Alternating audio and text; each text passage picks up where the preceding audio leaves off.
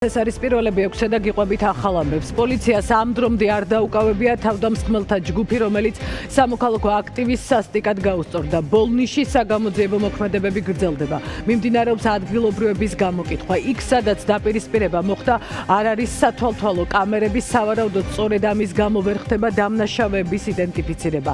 ნურადი ნაბიევი კი, რომელსაც 10-მდე პირის სასტიკად გაუსწორდა, ამ დრომდე კლინიკაში მძიმე დაზიანებებით რჩება. რა მოხდა ბოლნიში? ირაკლი ბახტაძე რვიანისთვის ამზადებს რეპორტაჟს ამ ამბავზე და ის აგრძელებს საუბარს პირველების ეთერში.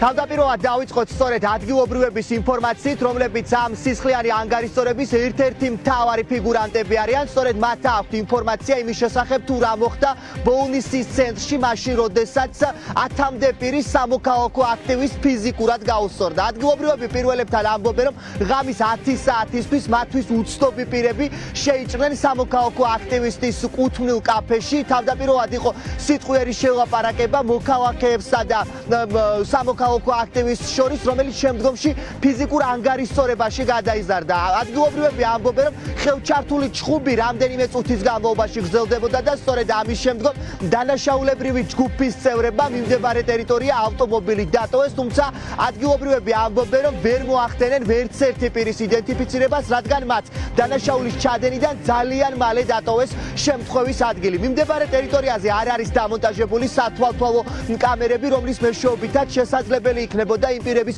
იდენტიფიცირება, რომლებიც ამ ჯგუფურ ძალადობაში იღებდნენ მონაწილეობას. შესაბამისად, ამ დროის განმავლობაში ძალოვანი უწყების თანამშრომლებს არც ერთი პირი არ ყავთ იდენტიფიცირებული, რომლებიც ამ ჯგუფურ თავდასხმაში იღებდნენ მონაწილეობას. მე არ ვიცი რა მოხდა, მაგრამ გავიგე რომ ჩაიხანაში ბიჭი უცემიათ. მთელი ღამე პოლიციელები იყვნენ ადგილზე. როგორც გავიგე, რამდენიმე ადამიანმა სცემა ერთი ბიჭი. ღამე მომხდარა რაღაც, მაგრამ არ ვიცი რა მოხდა. ის ბიჭი, რომელიც ჩაიხანაში მუშაობდა, აქ 2 დღეა არ მინახავს. ამბობენ ნაცემიაო.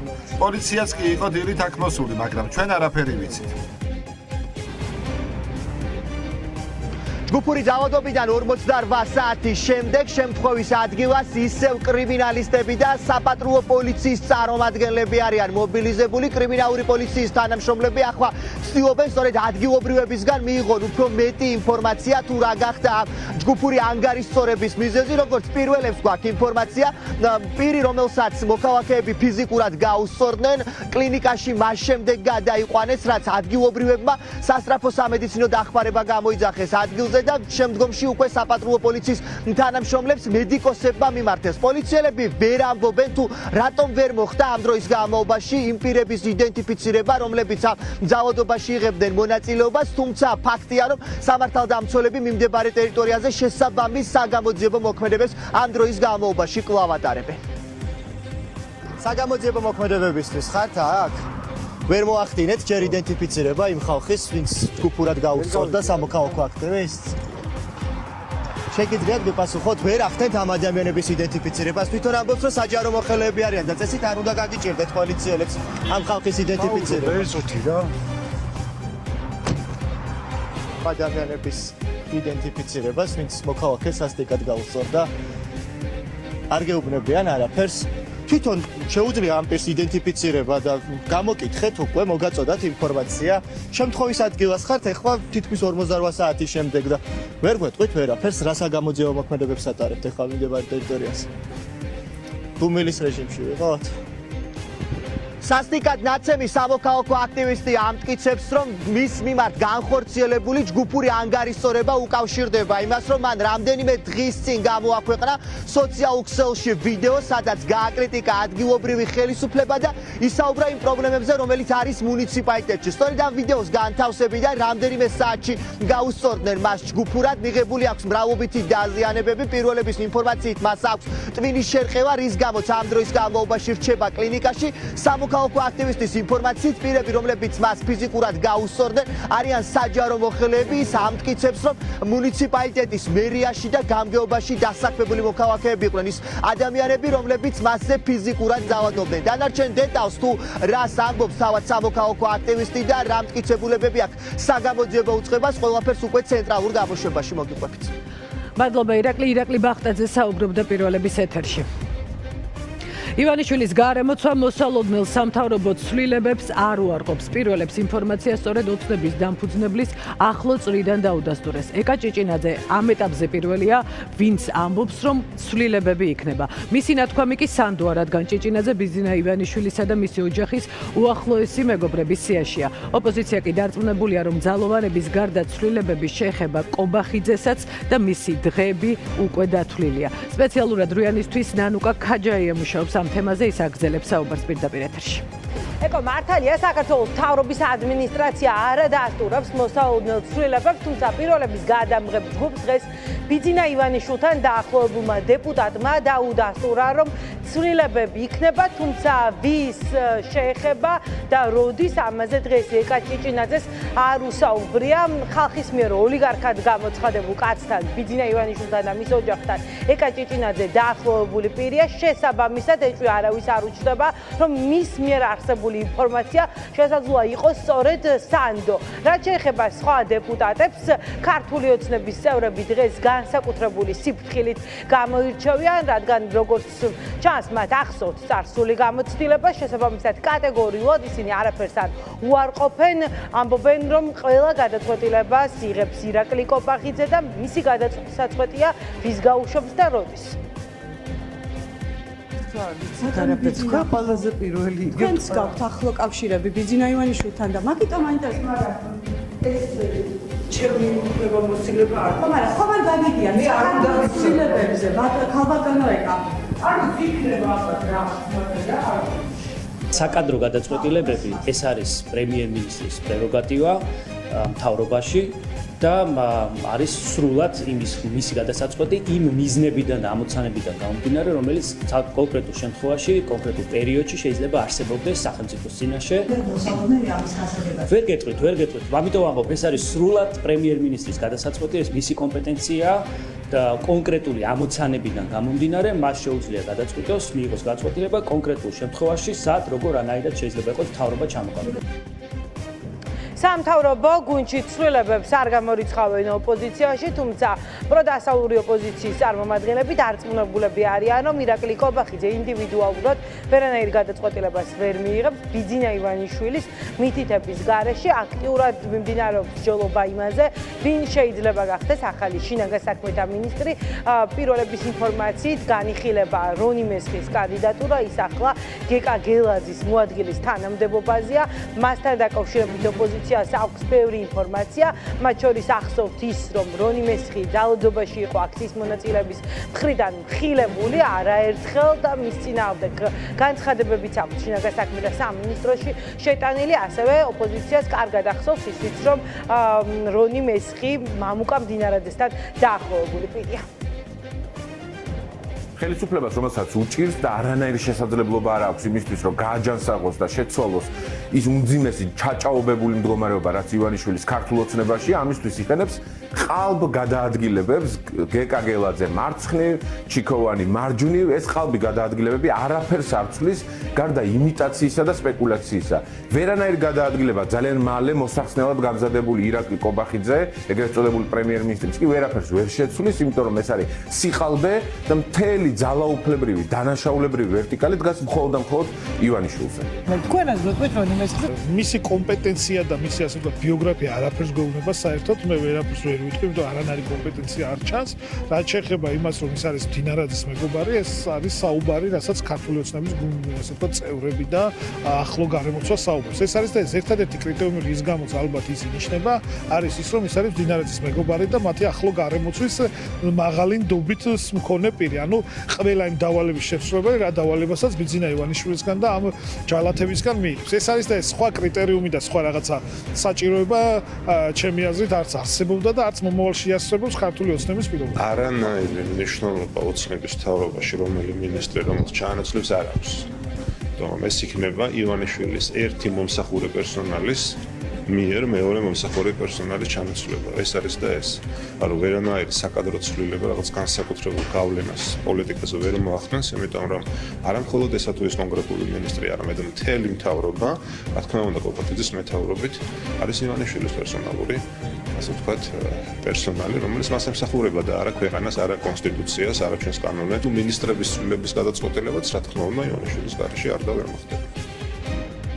სამთავრობო ცვლილებებზე გავრცელებულ ინფორმაციამდე ქართული ოცნების არაერთმა ყოფილმა წევრმა გამოთქვა ვარაუდი, რომ ირაკლი კობახიძე დაემშვიდობება პრემიერ-მინისტრის პოსტს. ამ ვარაუდზე საუბრობენ პოლიტოლოგებიც, მათ აქვთ ეჭვი, რომ უახლოეს პერიოდში ბიძინა ივანიშვილი თანამდებობიდან გაუშვებს კობახიძეს. ამ თემაზე ჩვენ ცალად ვამზადებთ რეპორტაჟს, უფრო მეც მთავარ გამოშვებაში მაყურებელი ნახავს, რა ცვლილებები იგეგმება სამთავრობო კაბინეტში, ვის მოუწევს პოსტს დაემშვიდობოს და რატომ. ეს იყო ნანუკა ქაჯაია, ნახეთ მისი რეპორტაჟი პირველებში 8-ზე. რა ხდება საგამოცდო მოედნებზე? ხალხში პროტესტია. ისინი, ვინც მართვის მოწმობების აღებას დიდი ხანია ცდილობენ, ამტკიცებენ, რომ გამოცდებში განზრა ხჭრიან. პირველებს უყვებია, რომ გამომცდელები იგონებენ აბსურდულ მიზეზებს. თითქოს გადაკვეთეს ღერძულა ხაზი, ან გააჩერეს ზებრაზე, ოღონდ არც ღერძულა ხაზია სადმე და არც ზებრა გადასასვლელი ჩანს. საეჭვია ეგრეთ წოდებული პრაქტიკის გამოცდის ქალაქში ჩასაბარებელი ნაწილიც. დიანა ჩირგაძე მოისმინა მოქალაქეების განცხადებები ამ თემაზე რუიანისთვის ამზადებს რეპორტაჟს და ის აგრძელებს საუბარს პირველების ეთერში. დიანა გისმენთ.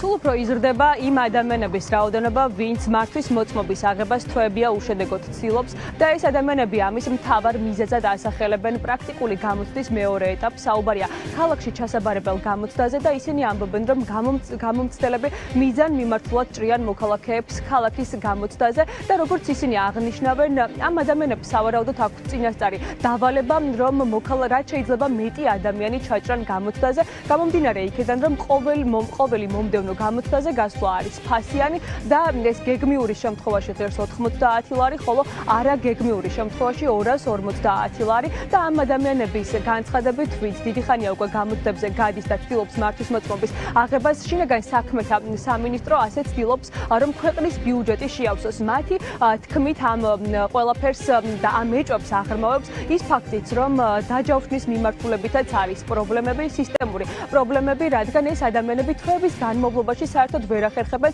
რომ ქალაქის გამოცდაზე ჯავშანი გააფორმონ და მხოლოდ 250 ლარიან ჯავშნებზეა ხოლმე ძირითადად ადგილები და შესაბამისად სწორედ ეს ყველაფერი აღრმავებს იმ ეჭვს, რომ როგორც ეს ადამიანები ამბობენ, ასე ცდილობენ ახლა ბიუჯეტის შევსებას შინაგან საქმეთა სამინისტროს თანამშრომლები, ასევე ისინი საუბრობენ სხვა ტიპის ხარვეზებზეც, მაგალითად ინფრასტრუქტურულ პრობლემებზე, როდესაც მაგალითად გამოცდის მოედანზე საერთოდ არ არის დახაზული ზოლები, ან საერთოდ არ ჩანს საგზაო ნიშნები.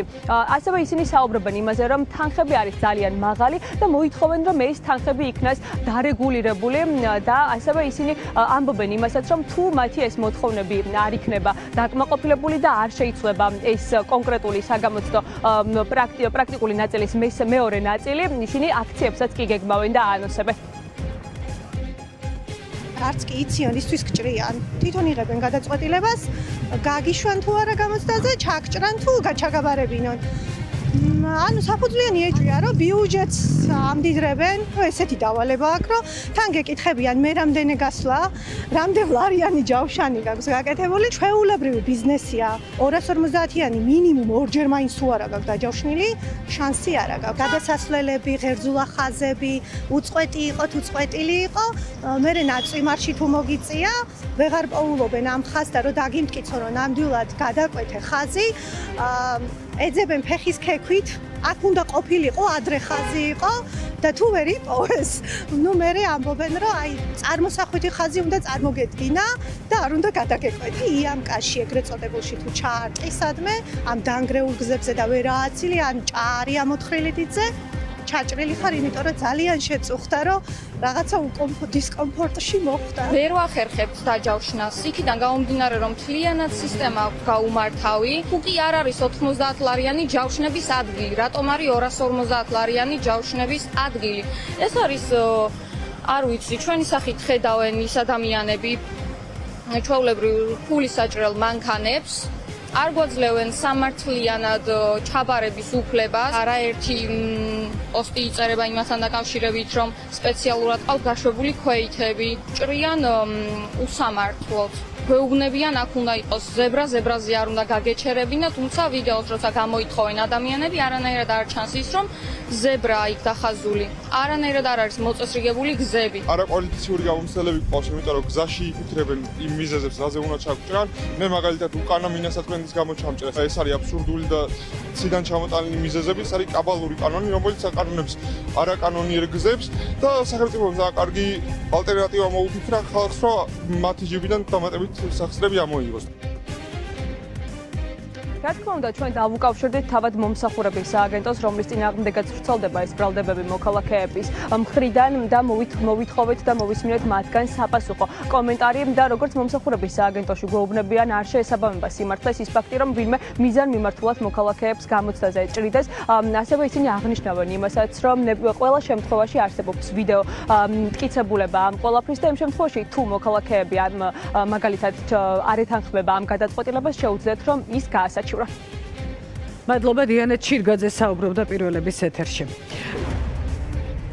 ქალი პატიმრების მიმართვა ევროპის საბჭოს ადამიანის უფლებათა კომისარს ელენე ხოშტარია და ღირსების შემლახავი მოპყრობის მსხვერპლის სხვა ქალები მაიკლ ოფლაერს წინასწარი მოთავსების იზოლატორებში გაშიშვლების ძალადობრივი პრაქტიკის შესახებ წერენ. ისინი კომისარს მოუწოდებენ გამოიყენოს მისი უფლებამოსილების ფარგლებში არსებული ყველა მექანიზმი, რომ დასრულდეს ღირსების შემლახავი პრაქტიკა და პასუხისგებაში მიეცეს ყველა დამნაშავე პირი. მოსკოვის მექანიზმის ანგარიშმა მკაფიოდ გაუსვა ხაზი, რომ ძალადობრივი გაშიშვლების შემთხვევები არ არის მხოლოდ პროცედურული გადაცდომა.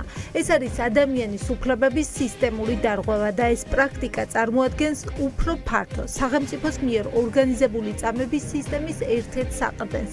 პროტესტის მონაწილე საქართველოს მოქალაქეების შეუჩერებელი წინააღმდეგობა, სიმტკიცე და გამძლეობა ცხადყოფს, რომ საქართველოში ვერ დამყარდება სტაბილურობა, სამართლიანობის აღდგენისა და ადამიანის ღირსების უმთავრეს ღირებულება და აღიარების გარეშე. თურქეთში მოსწავლემ სკოლაში ცეცხლი გახსნა, მოკლულია მასწავლებელი და 3 მოსწავლე, დაშავებულია 20 ადამიანი. თავდამსხმელი იმავე სკოლის მერვე კლასის მოსწავლეა, რომელმაც მომხდარის შემდეგ თავი მოიკლა. მძიმე ამბავი თურქეთის ერთ-ერთ პროვინციაში მოხდა. წინასწარი ინფორმაციით თავდამსხმელის სამიზნე მეხუთე კლასის მოსწავლეები იყვნენ. თავდასხმა კი მან 5 იარაღითა და 7 მჭიდით განახორციელა. თავდამსხმელმა, რომლის მამაც ყოფილი პოლიციელი იყო, სავარაუდოდ მამის კუთვნილი იარაღები გამოიყენა. ასეთი იყო პირველები 6-7 საათამდე გემშვიდობებით TV პირველზე უწყვეტ პირდაპირ ეთერს დიანა ტრაპაიძე აგრძელებს.